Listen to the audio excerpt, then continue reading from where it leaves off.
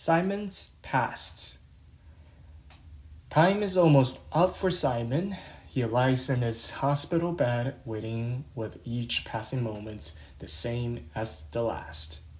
He shares the room with other elderly people, waiting for their numbers to be called. He's dying. The dull room has no form of entertainment.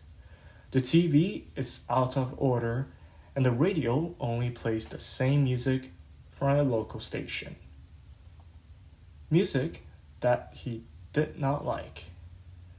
If he hadn't lost the use of his legs, he would have walked out of this place long ago and waited for death in the comfort of his own home. There is no point making friends with any of the people here. Some are gone, their brains given up on them long ago. The ones who are sane could be there one moment and gone the next. Nurses closing the curtains around them before whistling them away to the morgue. Luckily, Simon's bed is near the window.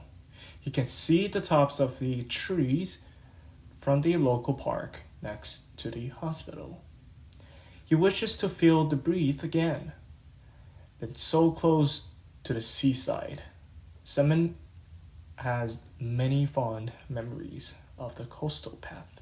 There's a scratch on the cliff's edge. Hearing the seagulls call whilst the waves roll onto the hidden beaches below. A nice little town to grow old. Tea or coffee? The nurse asks, taking Simon out of his daze. Oh, coffee please. The coffee was awful. The bitterness too strong for his liking.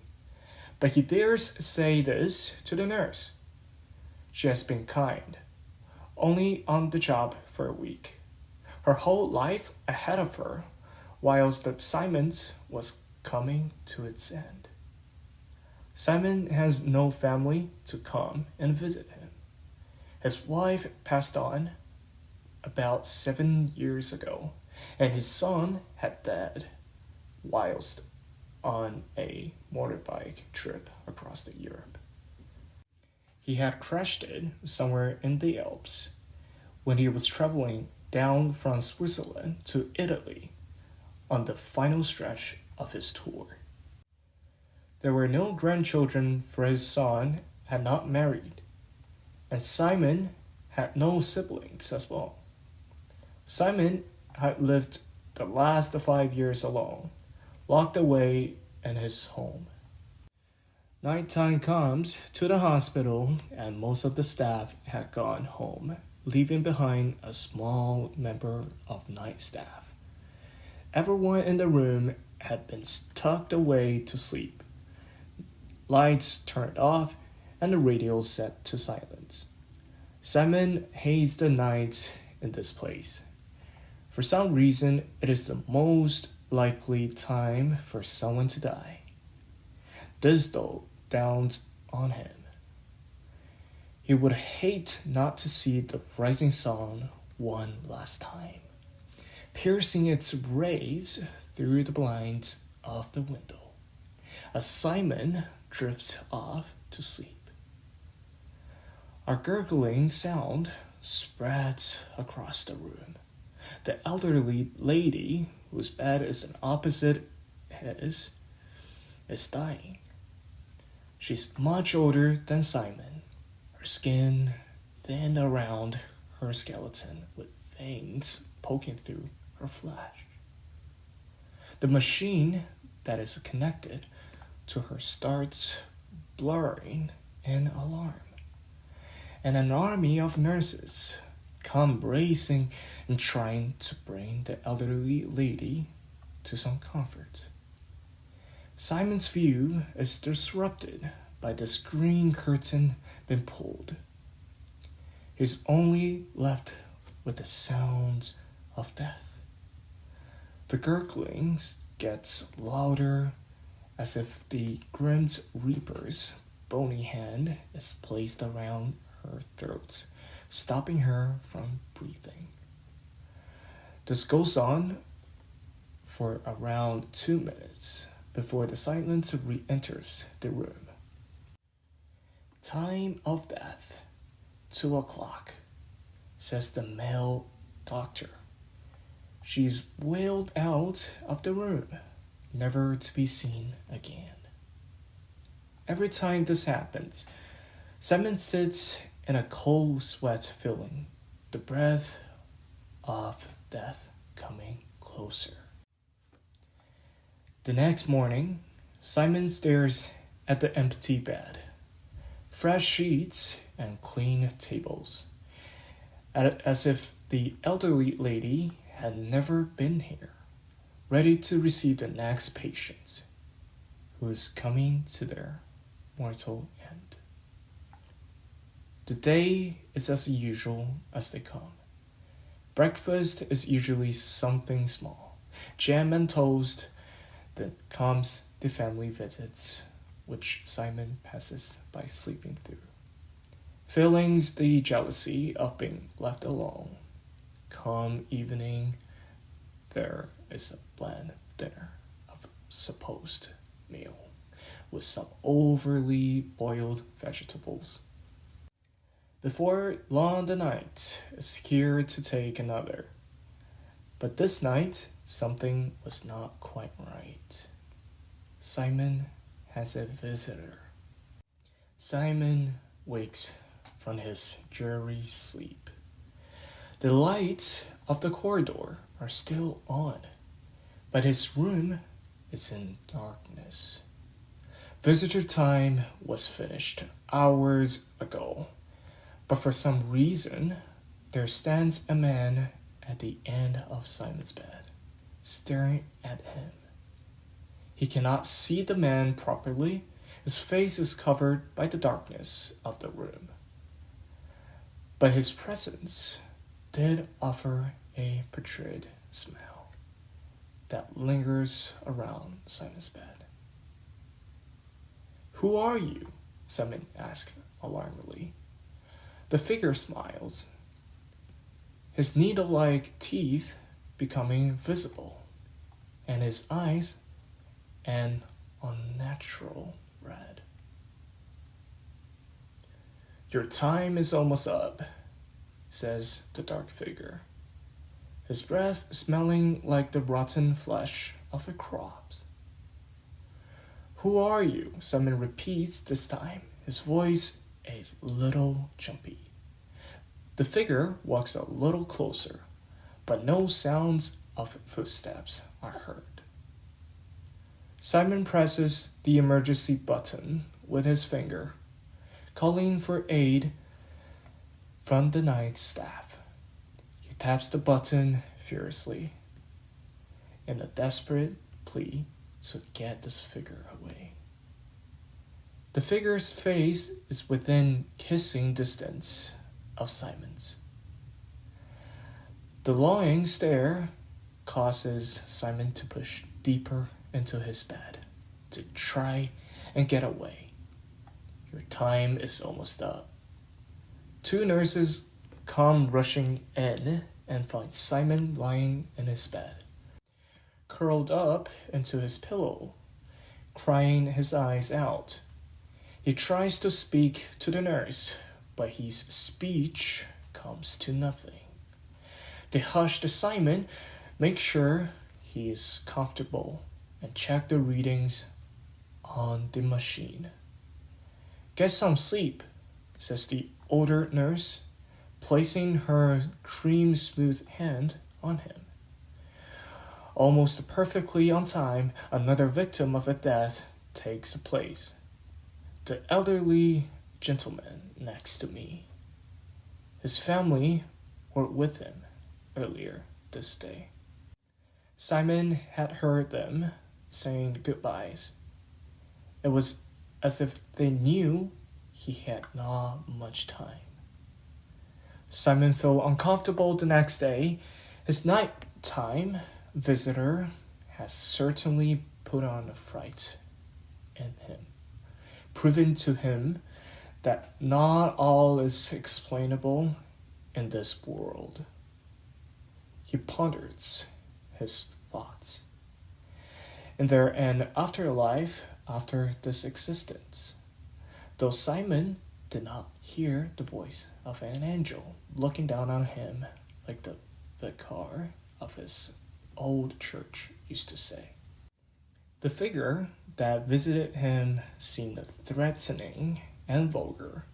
Simon thought about his life events. If there is a hell, that is where he will go once his soul leaves its fleshy cell.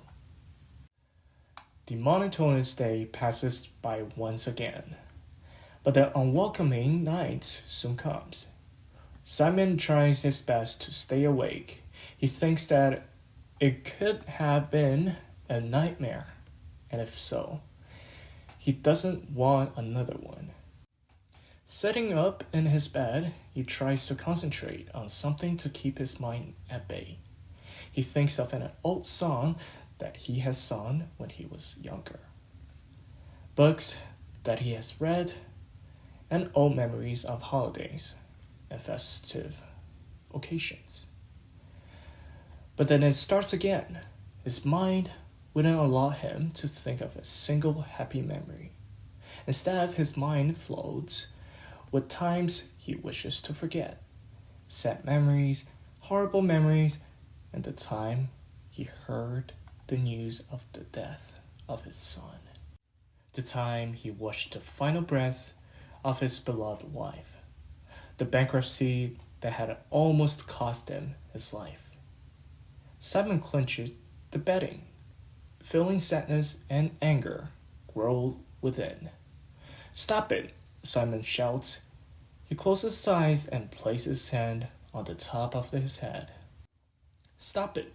Simon smacks his head, trying to make the whirling of unwanted memories finish, to leave him in peace.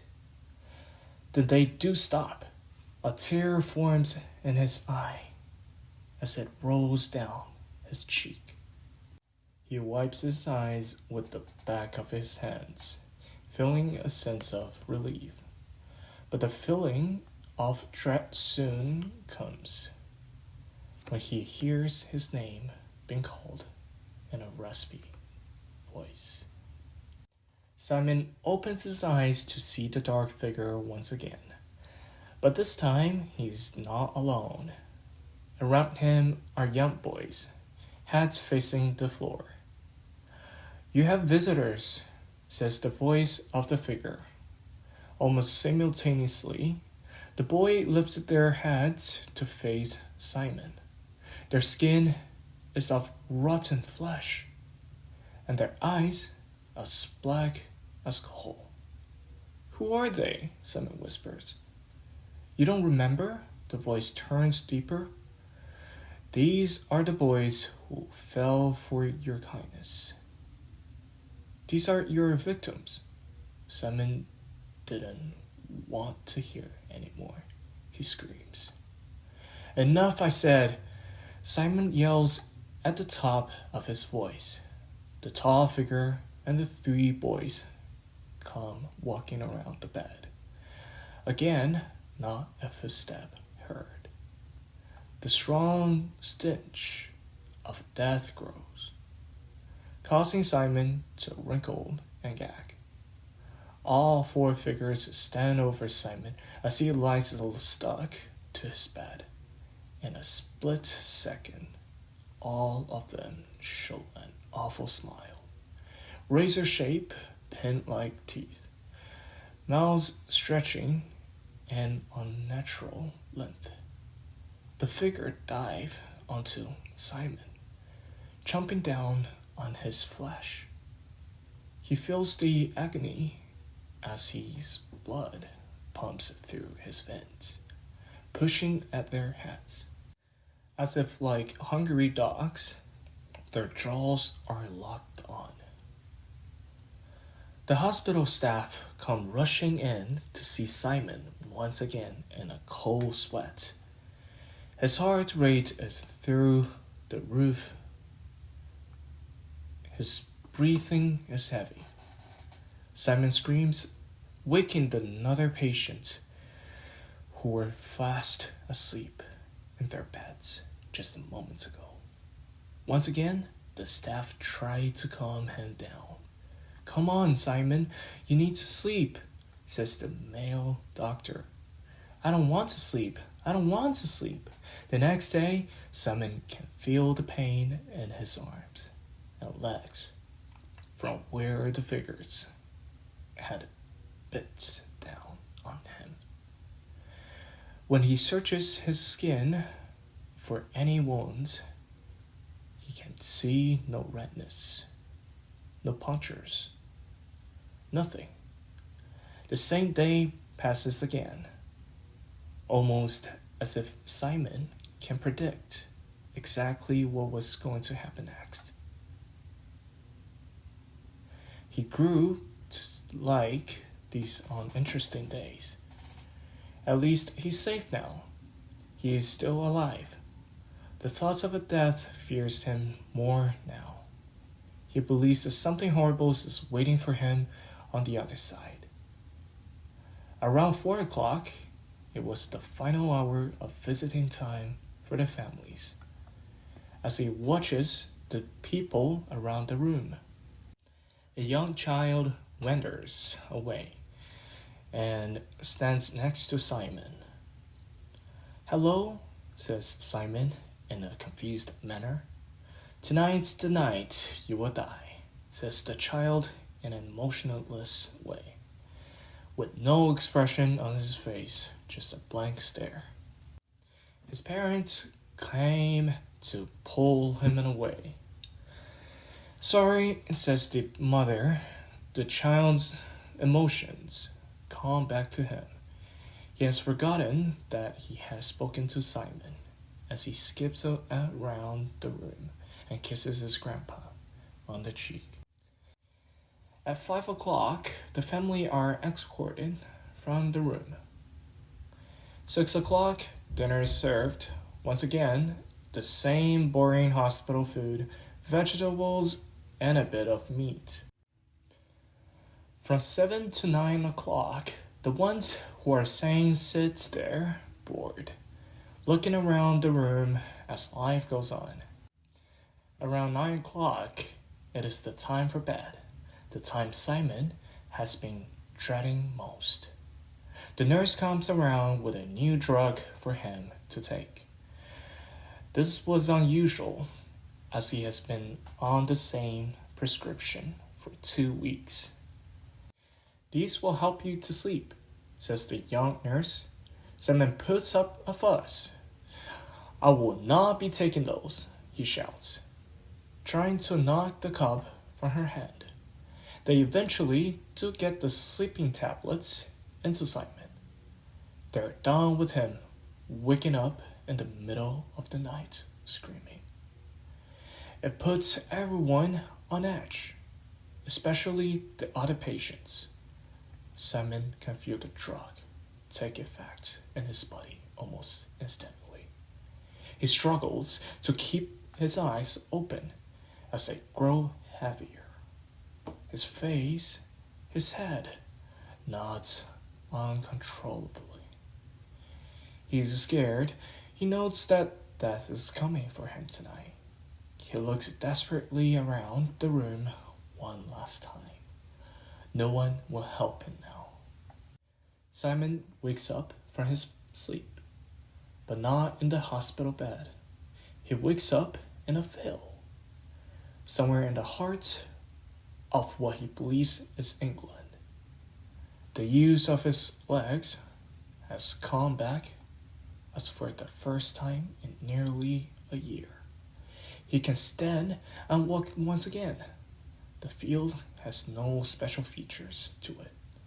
A small collection of trees sits at the bottom, and a structure sits in the next field over.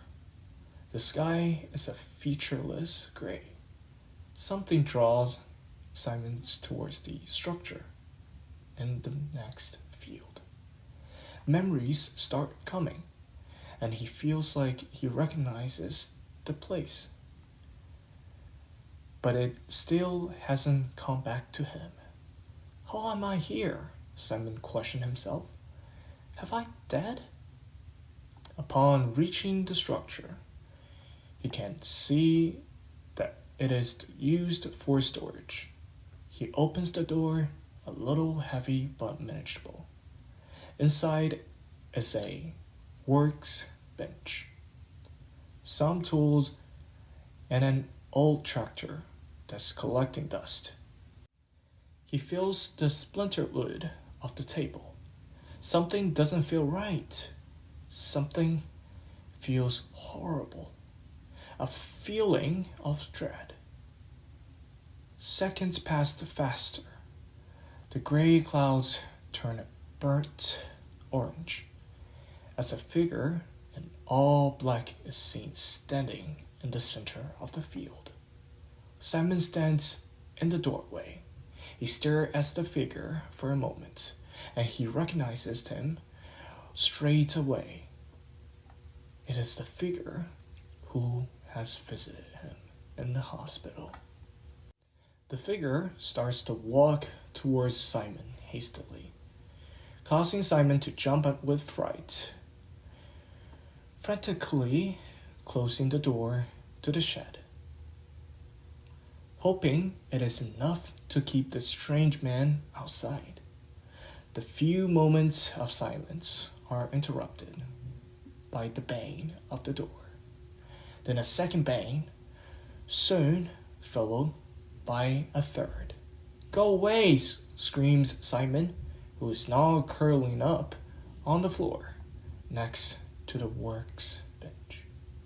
You cannot run away from your past this time, Simon.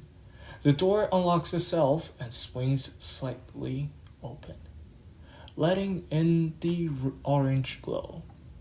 A pale hand comes from behind the door, nails unkempt and gaping flesh turning an unhealthy brown. The figure pushes the door open and walks in. Again, not a footstep is heard. Who are you? Simon cries. The figure stands over Simon and looks down. No pity on his face. I am your past. Simon didn't understand what he meant by that. The three young boys who visit him in the hospital walked in, one by one. Once again, their heads are bowed, not looking in Simon's direction. I don't know what you mean, Simon pleads. Oh, you must remember, Simon. You must remember these boys. Simon looks at them, and their heads lift slowly. He still doesn't know. His mind has faded over the years, and a slight case of memory loss has taken effect on him a year ago. He especially struggles with faces.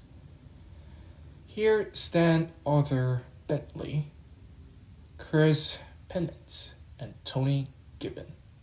3 boys who you have killed, says the raspy voice. The name sounded familiar, names that Simon has not heard since his younger life.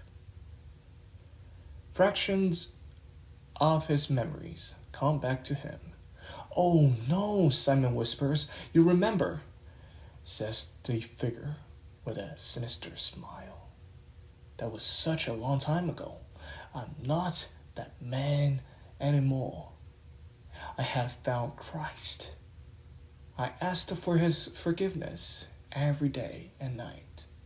Simon couldn't control himself. He spoke fast, pleading with the figure. The figure laughs. You have never paid for your crimes. You have gone unnoticed. This past is true. Simon has never faced any charge for murdering these boys. He hid the bodies as well, deep in the fields of unsuspecting farmers, far away from where the crime had taken place. Was also back in the 50s and 60s, when forensic science wasn't how it is in modern times. You tricked these boys, playing as an innocent man. They needed your help. They were lost on the country roads, and they trusted you. The voice grew deeper and deeper. I'm sorry, Simon Baggs. You took them in your van and brought them here. You did unspeakable things to their innocence. I know, Simon cries. You got away with it in life. You had plenty of time to pay for your sins. No, you cowardly did not. You lived a long life. That's why we took away your wife and your son, so you can be alone by yourself. Simon cries more, crawling to the feet of the figure, begging with all he might to be spared. He's sorry for the crimes he had done. The figure kicks Simon away with his feet. Now, you must pay for your sins in death. The figure turns around and walks towards the door, leaving the three boys standing over Simon. They start to breathe heavily, fingers twisting and turning in a terrifying manner, like dogs waiting for the order to bite. You will now pay, the voice turned to its deepest yell, letting off an almost echo. With that, the door to the outside closed shut, leaving Simon and the three boys in complete darkness. A snarl and a screech can be heard. Three sets of eyes glowing red, and a hyena's laugh coming from each of the children before Simon could have the chance to fend for himself. His legs lost their use once again, making him unable to move. The three eyes come closer before he feels the stinging pinch of puncturing teeth in his flesh. One by one, they rip at it, tearing his flesh from his bone. Simon screams in agony. He's repenting to God, but God isn't listening, while the flesh of his arms and legs are gone. They go for his stomach and head. The pain is too much, though Simon cannot faint. He must feel every bite when his flesh is all gone. He is still alive. He is conscious. He feels his flesh growing back and goes through the same torment once again. Simon's existence in the underworld is to be ripped apart again and again, a horrible pain for all eternity.